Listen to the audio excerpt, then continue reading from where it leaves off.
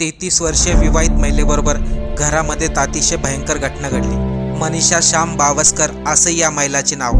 या महिला जळगावमधील एरडोल तालुक्यामध्ये राहतात।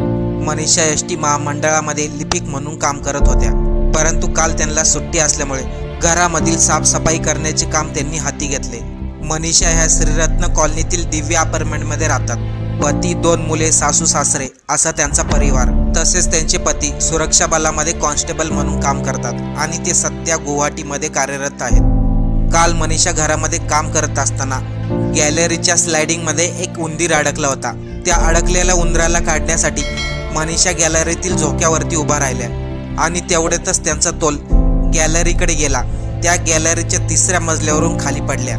शेजारीच राहणाऱ्या आजूबाजूच्या लोकांनी तात्काळ धाव घेतली आणि त्यांना जिल्हा रुग्णालयामध्ये दाखल केले, परंतु डोक्याला गंभीर दुखापत झाल्यामुळे 33 वर्षीय मनीषाचा जीव वाचू शकला